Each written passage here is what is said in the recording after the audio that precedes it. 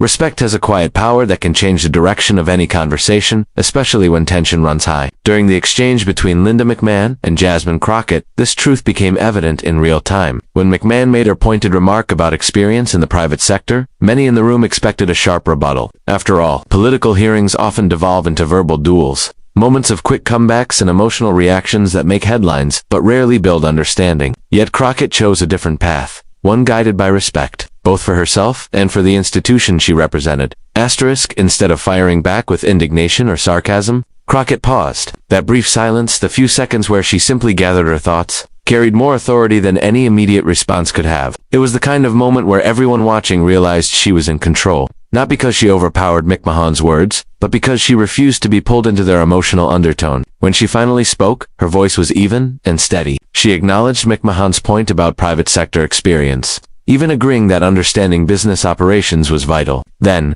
without raising her tone, she pivoted the discussion toward measurable outcomes. She cited data from the SBA's reports, referenced oversight hearings, and asked questions that made clear she had done her homework. The effect was almost immediate. What began as a potential clash of personalities turned into a professional exchange rooted in facts. Crockett's respect both for the process and for McMahon as a witness gave her words more weight. It showed that listening doesn't mean submission, and civility doesn't mean weakness. Her demeanor reminded everyone in the room that public service is supposed to be about solutions, not scoring points. By engaging McMahon on the substance rather than the sting of her comment, she redirected the focus back to what mattered: accountability, transparency, and results. McMahon, to her credit, recognized that shift. For all her confidence and long career in business, she seemed to realize that Crockett's composure wasn't a lack of experience, but a different kind of experience altogether, one built on public responsibility and the discipline of law. When Crockett referred to the SBA's past challenges under McMahon's leadership,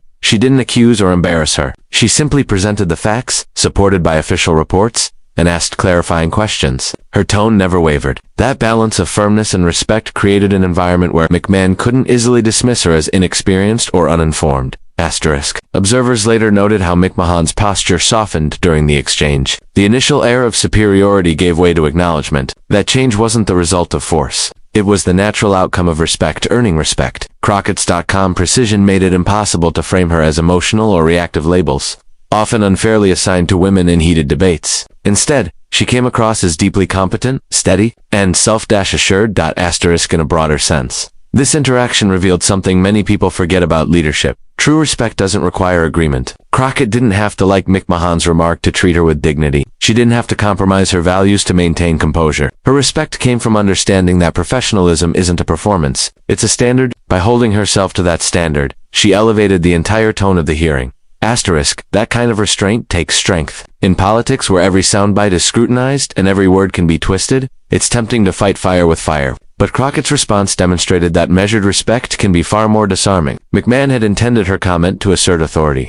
but instead it highlighted the difference between experience measured in years and experience measured in integrity. The latter, as Crockett showed, is far more persuasive. As the hearing continued, the rhythm of their dialogue changed. The tension eased. Both women began engaging more substantively, addressing policies and funding practices rather than trading implications. That shift didn't happen by accident. It was the ripple effect of one person choosing respect over retaliation. Crockett didn't just defend her credibility, she reinforced the credibility of the institution itself.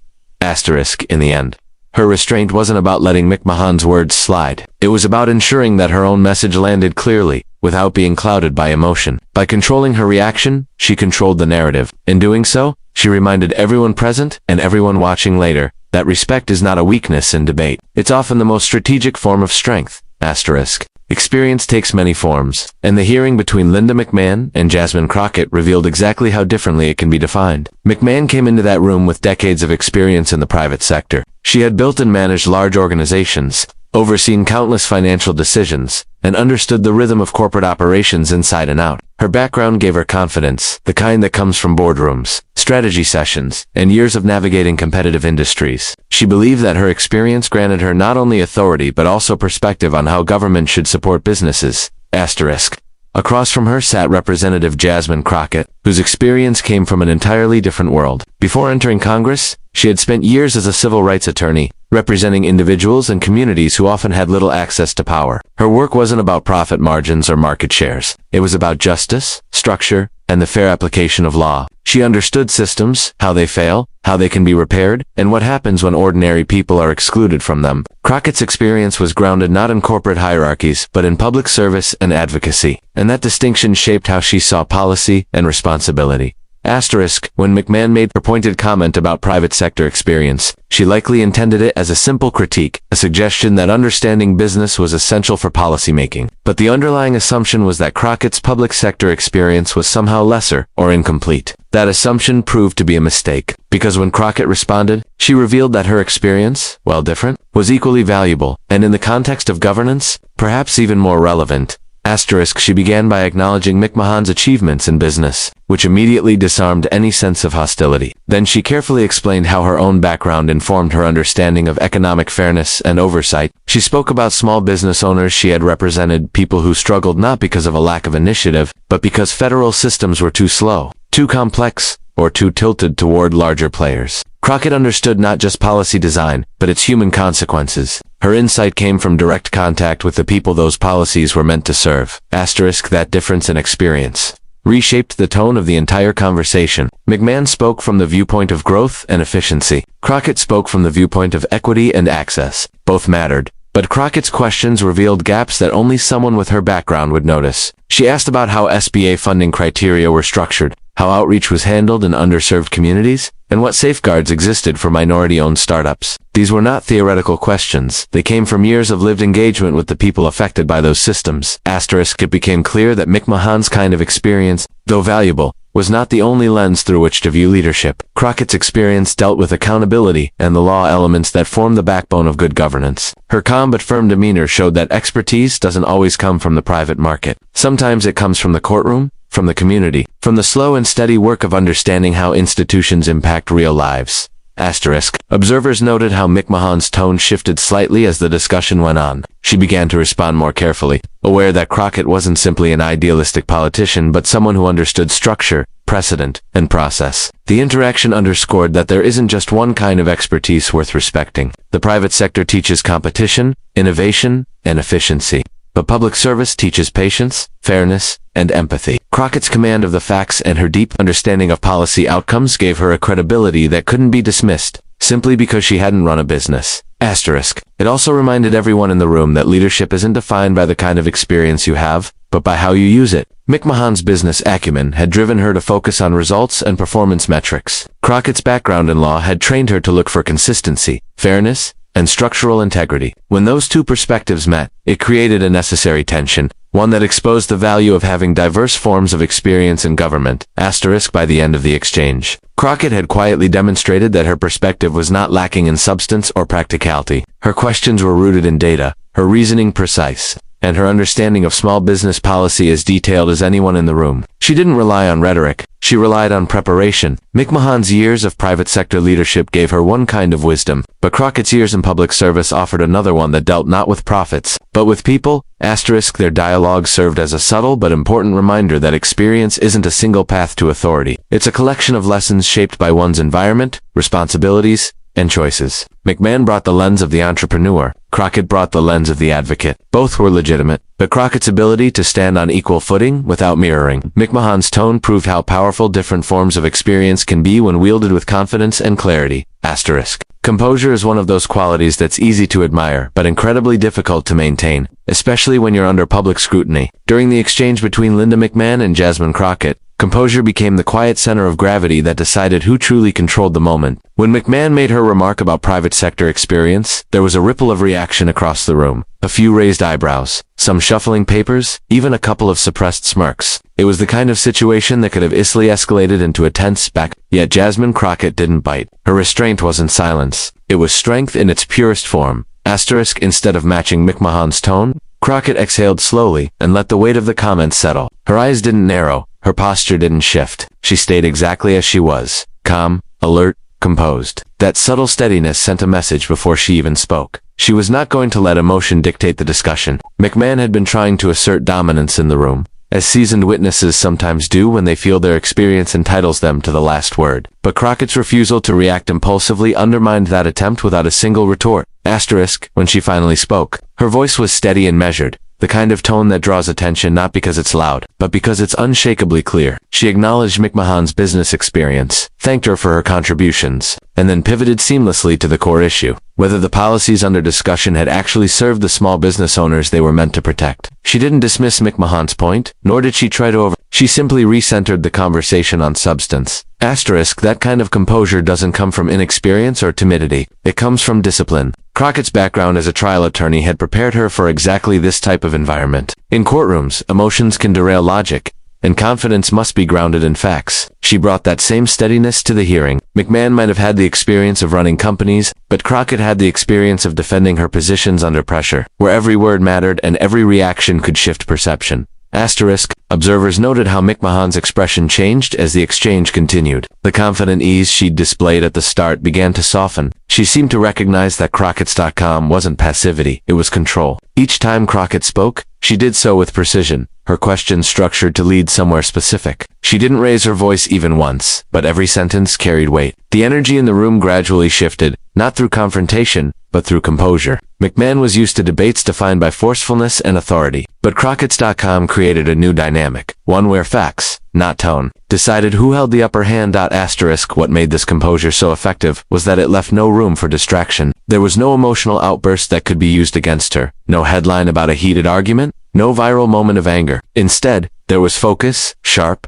steady focus that commanded respect. In politics, that kind of control is rare, and when it appears, it changes how others respond. Even those in the room who might have sided with McMahon initially began to take Crockett's lead more seriously. They leaned in, not because she was dramatic, but because she was deliberate. Asterisk, composure also carries a quiet moral authority. It tells people that you're confident enough in your position that you don't need theatrics to prove it. For Crockett, maintaining that balance wasn't just about image, it was about making sure her arguments landed exactly as intended. If she had let irritation seep into her words, the focus would have shifted from the substance of her questioning to the tone of her delivery. By staying calm, she ensured that her message remained the center of attention. Asterisk, McMahon, to her credit, responded to that composure in kind. By the end of the hearing, her earlier sharpness had faded, replaced by a more measured tone. Crockett's steadiness had effectively de-escalated what could have been a volatile exchange. She had led the interaction, not by overpowering her opponent, but by anchoring herself in control. That kind of influence is subtle, but it's also enduring, the kind that stays with witnesses and colleagues long after the cameras stop rolling.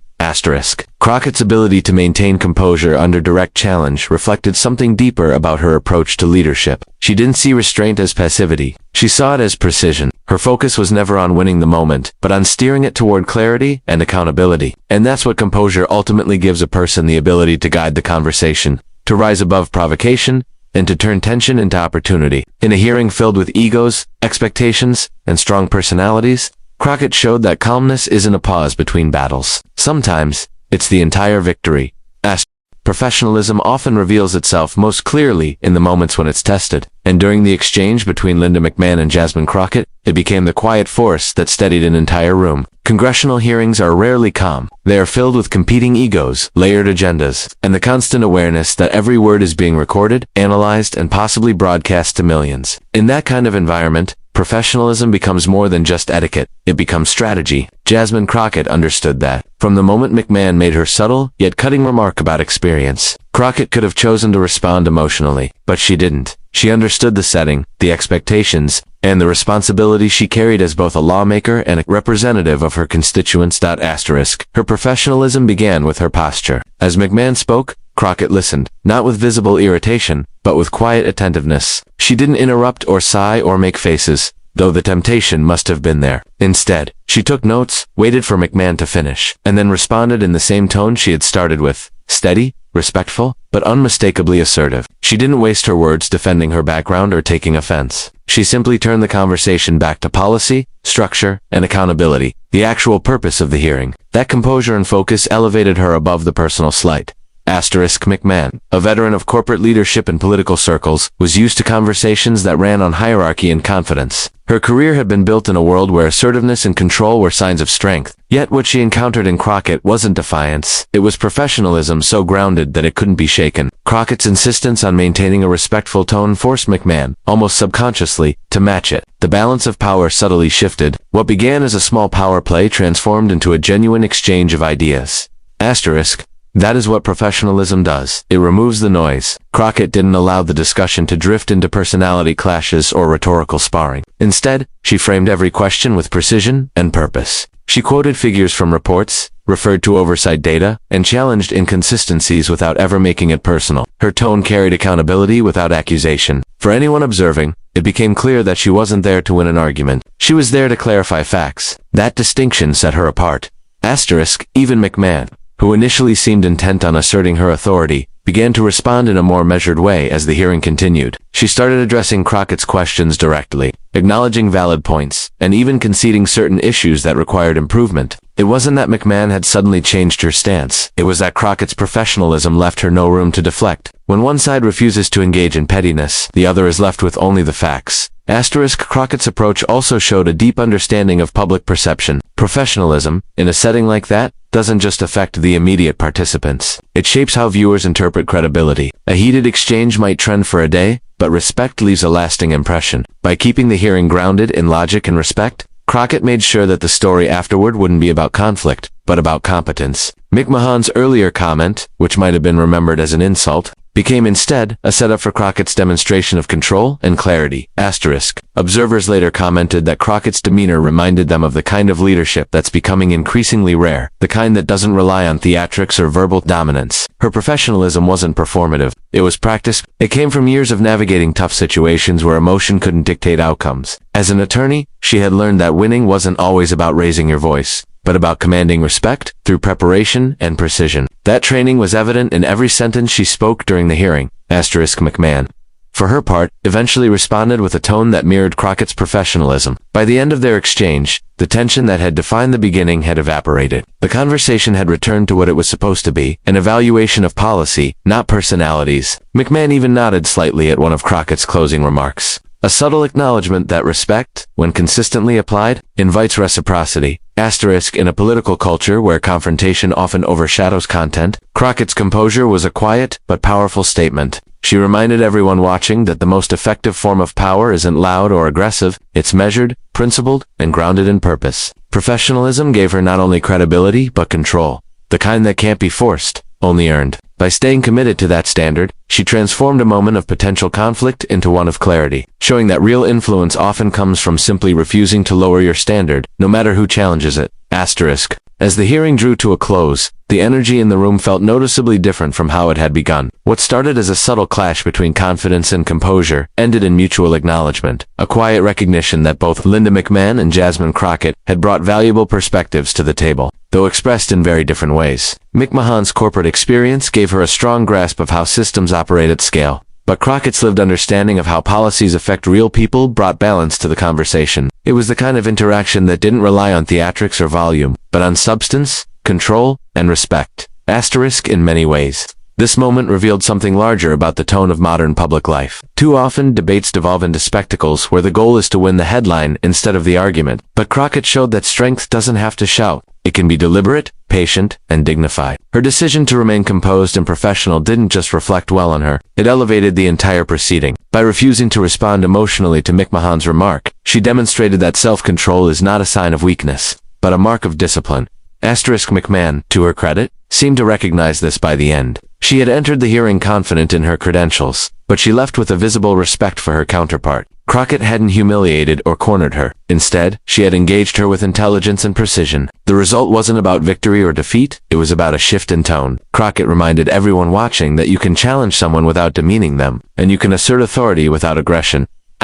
For many observers, the hearing became a subtle but important example of what true public service looks like. It wasn't just about policy or oversight. It was about integrity in action. Crockett didn't use her position to grandstand or score political points. She used it to clarify, to question, and to ensure that the discussion stayed anchored in facts. In doing so, she proved that professionalism can be as powerful as passion, and often far more persuasive. The most striking part of the entire exchange wasn't McMahon's initial comment, or even Crockett's response. It was what happened afterward, the calm that followed. The hearing continued with renewed focus, as though both women had silently agreed to reset the tone. That quiet shift was more impactful than any heated confrontation could have been. It showed that leadership isn't about who speaks loudest, but who listens best and responds with intention. In the end, the story of that hearing wasn't about an insult or a comeback. It was about two women, each accomplished in her own field, engaging in a difficult conversation and finding a way to move it forward. Crockett's professionalism didn't just flip the hearing, it reminded everyone present that integrity,